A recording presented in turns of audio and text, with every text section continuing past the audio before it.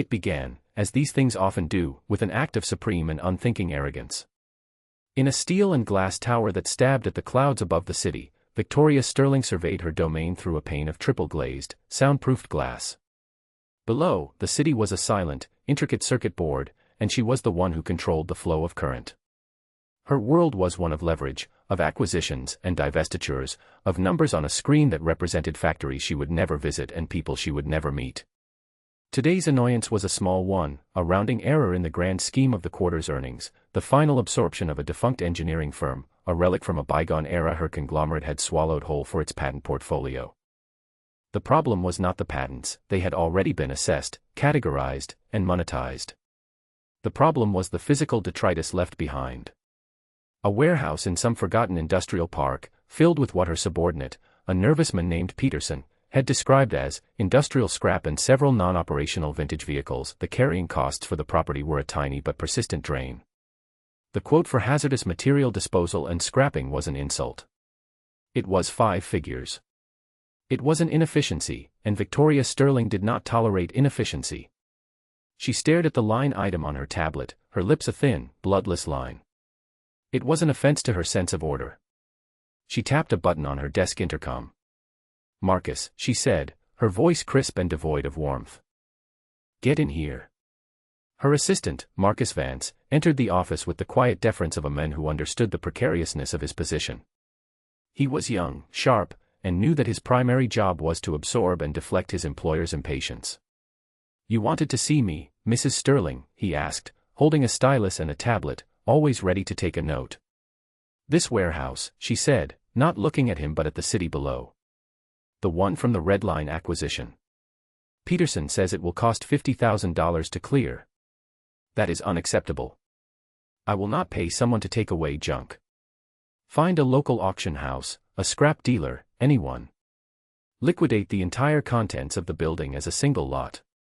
$1, $1,000, I do not care. Just get it off the books before the end of the week. I want a signed bill of sale on my desk by Friday, and I want the liability zeroed out." Marcus hesitated for a fraction of a second. "The vehicles," he started, "Peterson's report mentioned they might have some collector value." Victoria turned her head slowly, her gaze as cold and hard as the polished marble floor. "Did Peterson inspect them?" "He glanced at them," Marcus admitted. "He said they were in a state of extreme disrepair. Covered in dust, flat tires, one of them is partially disassembled." "Then their value is zero," she declared, the statement an edict, not an opinion. "Their value is, in fact, negative, because they are occupying space that costs us money. Get it done, Marcus." "I don't want to hear about this again." She turned back to the window, the conversation already erased from her mind, her focus shifting to a multi-billion-dollar merger in Singapore. The fate of a dusty warehouse and its forgotten contents was a matter of utter insignificance. It was a problem to be solved with the least possible expenditure of time and capital. The concept that there might be a value she could not see, a value not quantifiable on a balance sheet, did not exist in her universe. Miles away, in a world of concrete floors and the lingering scent of solvent and clean oil, Elias Thorne tightened the final bolt on the cylinder head of a vintage inline-six engine. His hands, though stained with the permanent gray of ingrained grease around the knuckles, moved with the unhurried precision of a surgeon. Every tool in his small, meticulously organized garage had its place. Wrenches hung in perfect, size-ordered rows. Sockets were nestled in foam cutouts. The floor was swept clean. This was his sanctuary, a place of order and tangible reality that stood in stark contrast to the chaotic world outside. His daughter, Lily, who was 8 years old and possessed a seriousness that sometimes startled him, sat on a stool nearby, sketching the engine in a notepad with a charcoal pencil. She had her mother's eyes and her father's quiet intensity. She did not chatter, she observed. "Is it fixed now, Daddy?" she asked, her eyes not leaving the complex assembly of metal before her. Elias wiped his hands on a clean red rag, his movements deliberate. "Almost," he said, his voice a low, calm rumble. "We need to set the timing. Then we will see if she wants to wake up." He did not work for the money, not really. The checks from the handful of discerning clients who sought him out for his specialized work on pre-war European engines were enough to pay the mortgage on their small house and keep the lights on in the garage. He worked for the satisfaction of the process itself, for the quiet dialogue between men and machine, for the challenge of bringing something broken and forgotten back to perfect, mechanical life. He had once lived in a different world. A world of carbon fiber, telemetry, and budgets that ran into the hundreds of millions. A world where his name, Elias Thorne, was whispered with a kind of reverence in the pit lanes of Monaco and the design studios of Maranello. He had been a lead systems engineer, a prodigy who could diagnose a flaw in a kinetic energy recovery system by the sound it made at 20,000 revolutions per minute. He held patents that were now integral to every modern Formula One car. He had lived a life of intense pressure, of sleepless nights and glorious, champagne-soaked victories. That life had ended abruptly 5 years ago, on a rain-slicked road outside of Medina. The accident had taken his wife, Sarah, and had shattered his world. In the quiet, hollow aftermath, the roar of the racetrack had become a meaningless noise. The only thing that mattered was the small, 7-pound person who needed him, the daughter who was a perfect fusion of his own quiet focus and Sarah's vibrant spirit. So he had walked away. He had cashed out his stock options, moved back to the quiet town where he grew up, and bought this small garage. He had traded the pinnacle of automotive engineering for a life of quiet obscurity, and he had not regretted it for a single moment. He was no longer a celebrated engineer. He was just a mechanic.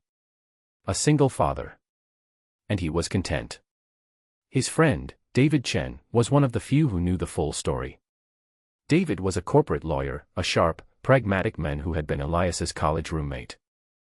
He handled the minimal paperwork for Elias's small business and made sure he was not taken advantage of by the few clients he accepted. He arrived at the garage that afternoon, holding 2 cups of coffee, and found Elias and Lily exactly where he expected to find them. Still tinkering with the old Coventry Climax? David asked, handing a cup to Elias. She is a delicate thing, Elias replied, taking a sip. She requires patience.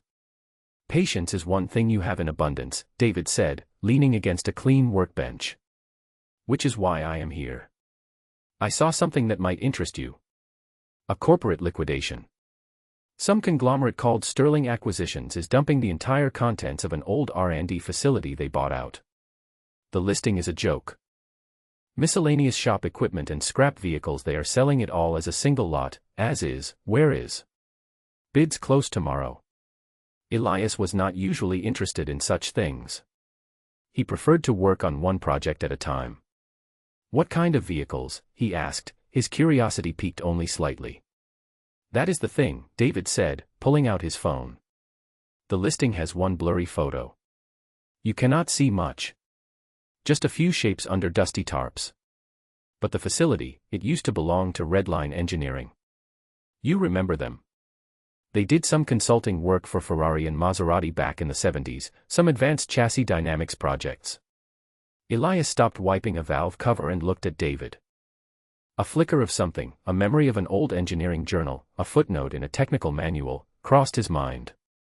Redline had been a brilliant, underfunded skunk works, a place of genius that had quietly folded in the early 80s. Most of their projects were thought to be lost or dismantled. The official history said so. But the quiet rumors among the old guard, the stories told over espresso by retired engineers, hinted that some things had simply been put away, hidden from the accountants and liquidators. They want it gone by Friday, David continued. They are practically giving it away. They just want to avoid the disposal fees. The arrogance of these people is astounding. They see a dusty old building, they see a liability. They do not see the history. Elias looked over at Lily, who was now trying to draw the transmission. His life was simple. It was safe. He had no desire to return to the high-stakes world of rare and valuable machines. But this was different. This was not about money or prestige. It was about rescuing something important from people who were too blind to see its worth. It was an offense to the very idea of craftsmanship. Where is it? He asked. The next day, Elias drove his old, reliable pickup truck to the industrial park. The warehouse was a nondescript concrete box, slated for demolition. Inside, it was cold and smelled of damp earth and decay. Marcus Vance was there, looking harried and out of his element in his fine wool coat. He was accompanied by a burly foreman from a local scrap company, who was walking around, kicking tires and laughing. "Look at this junk," the scrapper said to Marcus. "It will cost you more to haul it out than you will get for the scrap weight. The whole lot is a loser." Marcus just wanted the process to be over. His instructions were clear: get a signature on a bill of sale. He had 3 bids. One from the scrapper for $500. One from an online parts reseller for $700. And one, submitted by David Chen on behalf of a private client, for $1,000. It was the high bid. Elias walked quietly through the space, his eyes taking in details the others missed. He saw a vintage English wheel for shaping metal panels, half hidden by a collapsed stack of boxes. He saw a lathe that, despite the rust on its bed, was a high-precision Holbrook model. And then he saw the cars. There were 4 of them, shrouded in thick, vinyl tarp stiff with age and coated in a blanket of gray dust. He did not touch them. He did not need to. He walked around the largest shape, his eyes tracing the lines beneath the cover.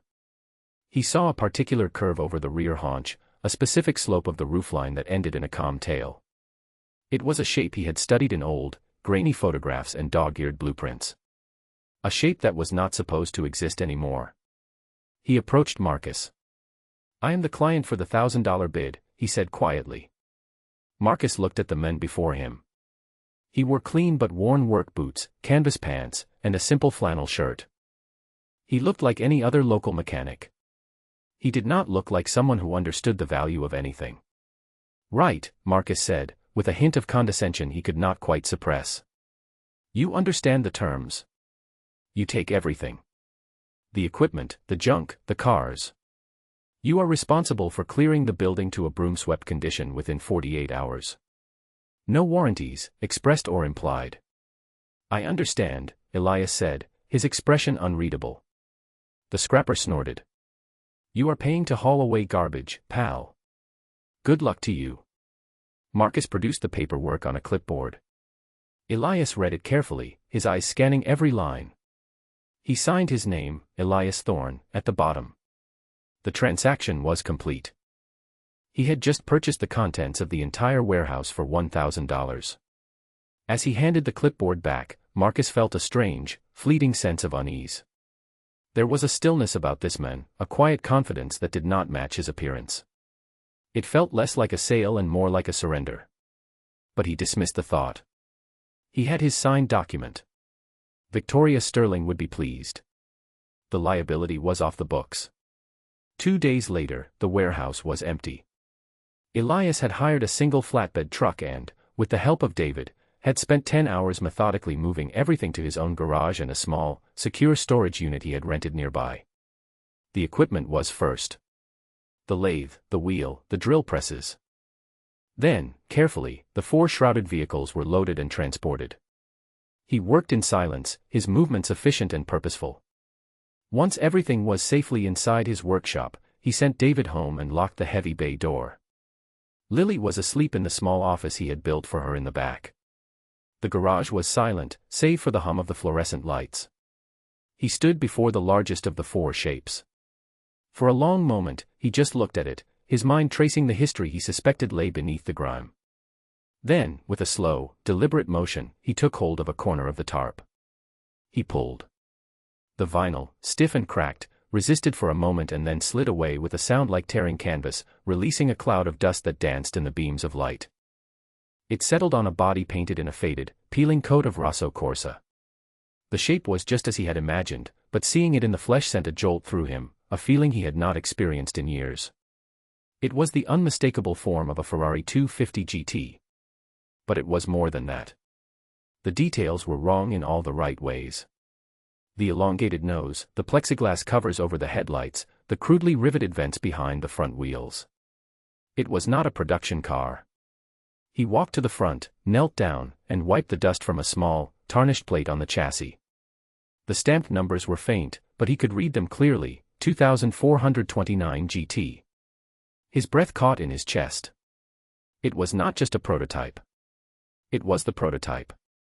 The 1961 250 GT Experimental 2, a one-off experimental car built by the factory's racing department to test new aerodynamic concepts. It had raced at Le Mans once, then vanished. The official story was that it had been dismantled for parts, its unique chassis lost to time. But here it was, sitting in his garage. And he had bought it, along with 3 other potentially valuable vehicles, for $1,000. Victoria Sterling had not just thrown away junk. She had thrown away a legend. The work began not with a wrench, but with a camera and a notepad. For 3 days, Elias did nothing but document. He took thousands of photographs from every conceivable angle, capturing the state of every component before he touched it. He noted the non-original wiring someone had added in a crude attempt to keep it running decades ago. He catalogued the specific type of fasteners used on the body panels, the unique, hand-drilled pattern of the dashboard. This was not a restoration, it was an archaeological preservation. He made 2 phone calls.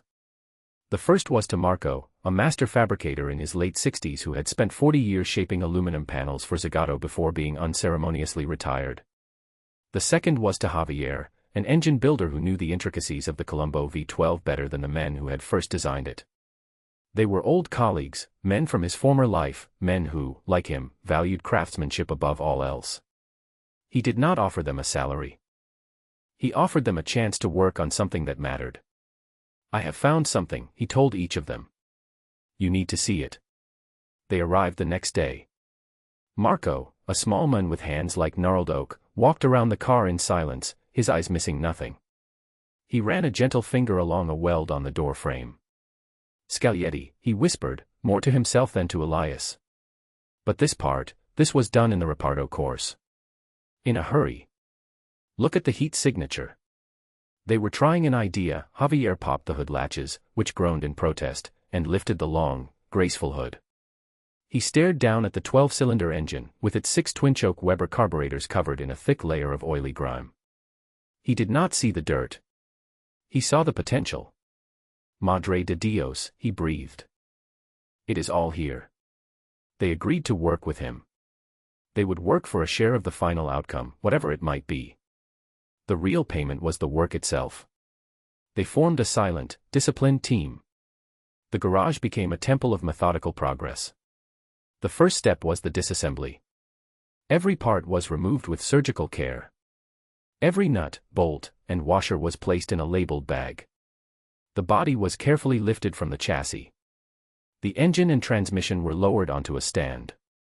Soon, the car was reduced to its constituent parts, an intricate 3-dimensional jigsaw puzzle laid out on clean benches and racks. Elias focused on the chassis and the complex electrical system.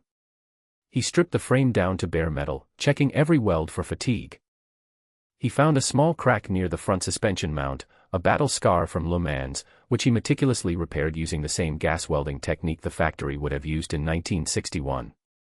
He then began the painstaking process of recreating the wiring harness from scratch, using period-correct cloth-bound wire and soldered connections, referencing the few blurry photos that existed of the car's original engine bay. Javier took charge of the engine. The V12 was seized, a solid block of corroded alloy. He began the slow, patient process of disassembly. He used custom-made pullers and penetrating oil, working for days to free the pistons without scoring the cylinder walls. Once it was apart, the true work began. The block was magnafluxed to check for hidden cracks. The crankshaft was measured with a micrometer, polished, and balanced. New pistons and valves had to be custom machined to the exact original specifications. Javier worked with the quiet intensity of a watchmaker, his movements economical and precise. Lily would often watch him, her sketchbook filled with drawings of camshafts and velocity stacks. Marco's domain was the aluminum skin of the car. He stripped the peeling paint with chemical agents, revealing the bare metal beneath. It was a tapestry of hammer marks and welds, a story of the men who had shaped it by hand 6 decades earlier. He did not erase their work. He preserved it. Using simple mallets and sandbags, he gently tapped out the few small dents the body had acquired over the years, his touch so light it seemed he was merely persuading the metal to return to its original form. He spent a week just restoring the complex curve of a single fender. Months passed. The garage operated on a rhythm of quiet, focused labor. There was no loud music, only the sound of tools, the click of a torque wrench, the hiss of a welding torch, the soft rasp of a file on metal.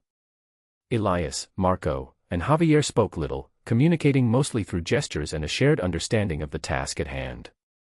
David would stop by occasionally, bringing supplies and legal advice, marveling at the transformation taking place. He had secured the title and provenance, digging through old Italian motorsport archives to build an unassailable history of the vehicle. The first major milestone came after 6 months of relentless work. Javier had finished rebuilding the engine.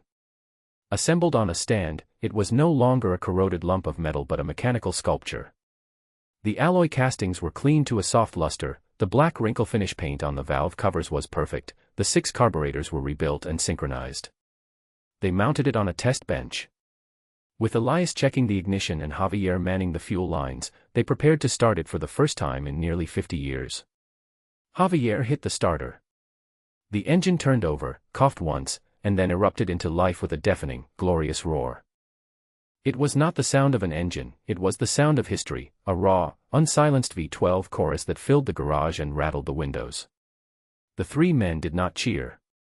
They simply stood and listened, a slow smile spreading across Javier's face. It was the sound of a job done right. The rest of the restoration accelerated from there. The chassis was painted, the suspension rebuilt. The engine was lowered back into the frame. Marco supervised the painting, a meticulous process of applying dozens of thin coats of the correct shade of red, hand sanding between each one. Finally, the reassembly of the interior began. Elias himself restored the gauges, carefully cleaning the faces and recalibrating the mechanisms. The original leather seats were cracked and torn, but he did not replace them. He sent them to a specialist who stabilized the original material, preserving the patina of age and use. After 10 months of constant, painstaking work, it was done. The Ferrari 250 GT Sperimentale 2 sat in the center of the garage, gleaming under the lights. It was not just restored, it was alive. It looked not like a museum piece, but like a car that had just rolled out of the factory race shop, ready for the Mulsanne straight. It was perfect. Elias did not call an auction house. He did not list the car for sale. He made one phone call, to a number David had provided. It belonged to a man named Jean-Pierre Dubois, a reclusive Swiss industrialist known in the highest circles of the car-collecting world for his discerning eye and his preference for absolute discretion. He was a purist who valued originality and history above all else. 2 weeks later, a simple black sedan pulled up outside the garage. A man in his 70s, with sharp eyes and an impeccably tailored suit, stepped out. It was Dubois. He entered the garage and stood before the Ferrari. He did not speak for a long time. He walked around the car slowly, his eyes taking in every detail, the precise rivet patterns, the correct finish on the magnesium wheels, the faint imperfections in the hand-formed bodywork that Marco had so carefully preserved. He asked Elias to open the hood. He inspected Javier's engine work, nodding slowly in appreciation. He ran a gloved hand over the preserved leather of the driver's seat. Finally, he turned to Elias. Most restorers would have erased its soul, Dubois said, his voice a quiet rasp. They would have made it perfect, which would have made it wrong. You have preserved its history. You have saved it. He looked at Elias, his gaze direct. What is your price? Elias had discussed the number with David. It was a figure that made his head spin, a figure that would secure his and Lily's future for the rest of their lives. He stated it calmly. $18 million. Dubois did not flinch. He did not negotiate. He simply nodded. Reasonable, he said. My bank will wire the funds tomorrow. I will arrange for enclosed transport next week. The entire transaction took less than 5 minutes. There was no haggling, no posturing. It was a simple exchange based on a mutual understanding of true, undeniable value. In her office high above the city, Victoria Sterling was reviewing the quarterly report for European acquisitions when an alert popped up on her secondary screen. It was from a premium subscription service that tracked high-value private sales and auctions. The headline read, Lost 1961 Ferrari Prototype, Sperimentale 2, surfaces in private sale, estimated at $18 million. Her eyes narrowed. She clicked the link. The article was sparse on details, as such pieces often were, but it featured a single, stunning photograph of the car. A gleaming red masterpiece of Italian engineering. The article mentioned the chassis number, 2429 GT, and credited the preservation to a small, previously unknown workshop, Thorn Precision. The name meant nothing to her. But then she read the accompanying text, which speculated on the car's recent history. It mentioned that the vehicle was rumored to have been discovered as part of a lot of decommissioned assets sold by an unnamed American conglomerate that had recently acquired a defunct engineering firm. A cold knot formed in the pit of her stomach. "Marcus," she said, her voice dangerously quiet. The intercom amplified the menace. Marcus appeared in her doorway a moment later, his face a mask of professional neutrality. "Get me the file on the Red Line Engineering liquidation," she commanded. "Now." Marcus returned with the digital file. Victoria snatched the tablet from his hand and scrolled through it, her fingers stabbing at the screen. She found the bill of sale. The buyer's signature was there, Elias Thorn. The price, $1,000. For the entire lot. She looked from the bill of sale on her tablet to the $18 million car on her main screen. The numbers swam before her eyes. It was an error of such magnitude, such colossal, world-breaking stupidity, that she could not immediately process it. It was a hemorrhage of value that went against every principle by which she lived. "Who was this Thorn?" she hissed, her voice shaking with a rage she rarely allowed to surface. "Who is he?" "I am looking into it now, Mrs. Sterling," Marcus said, already typing on his own device. He had felt that flicker of unease at the warehouse, and now it was returning as a tidal wave of dread. The information came quickly. Elias Thorn.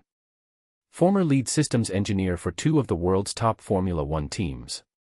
Holder of 17 patents in advanced automotive engineering.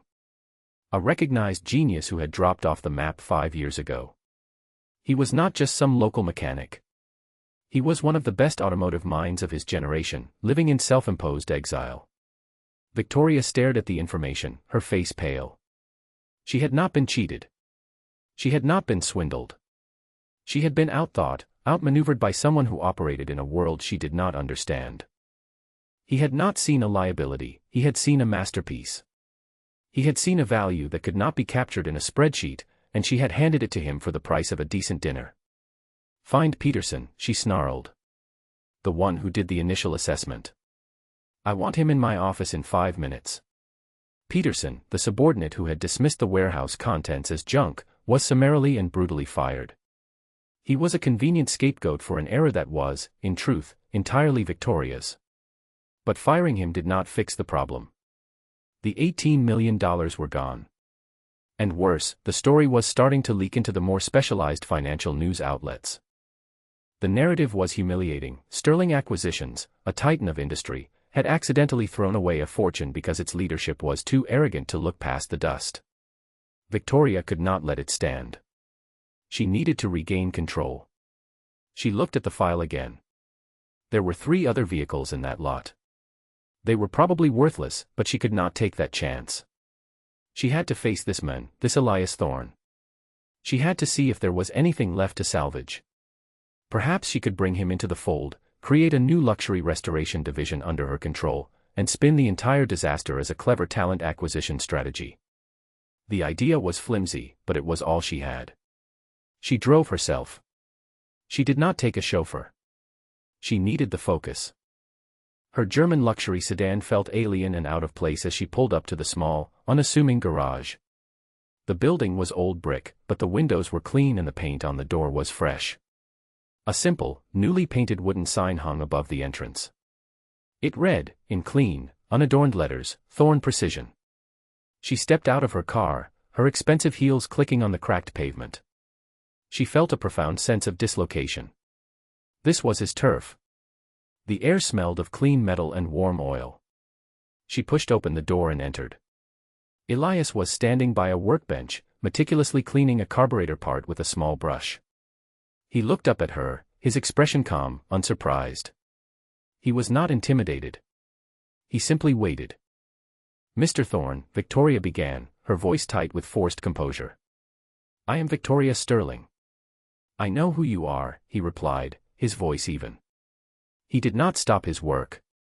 "We need to talk about the asset liquidation," she said, trying to assert some form of authority. "There has been a significant oversight." "There has been no oversight," Elias said, placing the cleaned part on a fresh cloth. You sold me the contents of a building. I bought them. The transaction was clean. His simple, direct statement disarmed her. There was no anger, no gloating, just a statement of fact. It infuriated her. That car, its value, you had a fiduciary responsibility. Elias finally stopped his work and looked at her directly. His eyes were clear and steady. My only responsibility is to my daughter, he said. Your company sold assets it deemed worthless. I did not deem them worthless. I bought them. I restored one of them. The value was not in the object as it sat, covered in dust. The value was in the knowledge of what it was, and in the work required to bring it back. You and your company possessed neither.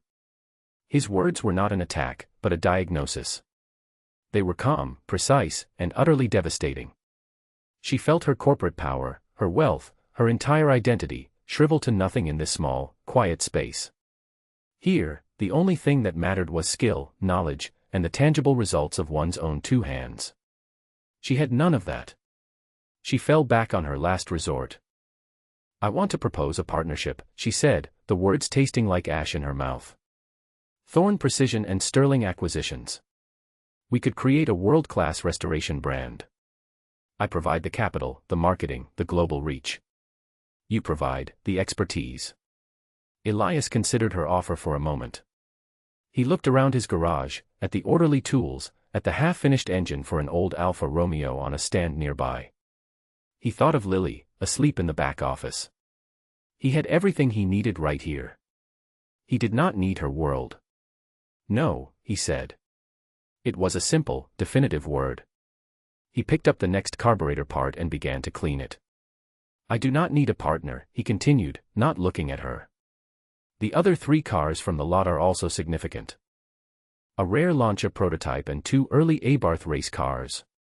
Their restoration will require another 2 years of work. When they are finished, I will sell them. Quietly. To the right people, he paused, then looked at her.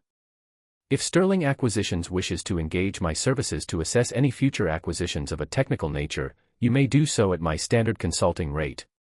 It is $10,000 per day, plus expenses. Non-negotiable. The power dynamic had not just shifted, it had been inverted. She had come here to command, to negotiate, to salvage something. She was leaving as a potential client, begging for the very expertise she had once dismissed as worthless. She stood there for another moment, speechless. There was nothing more to say. She had been defeated, not in a boardroom, but in a small garage by a quiet man in a flannel shirt who understood the difference between price and value. She turned and walked out, the sound of her heels on the concrete a sharp, retreating report. Elias did not watch her leave. His focus was already back on his work. The quiet rhythm of the garage returned. Later that evening, after he had closed up the shop, he and Lily sat on the running board of the Lancia, sharing a thermos of hot chocolate.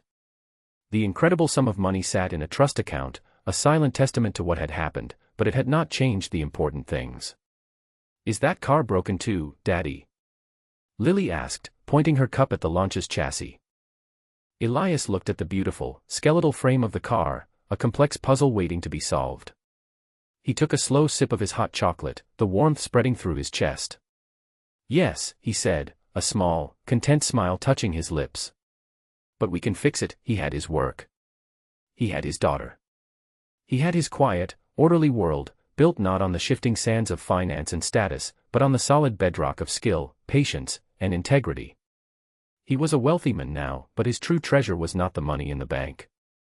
It was the quiet satisfaction of a job done right, the love of his child, and the peaceful knowledge that he was exactly where he was supposed to be. The work, as always, was the reward.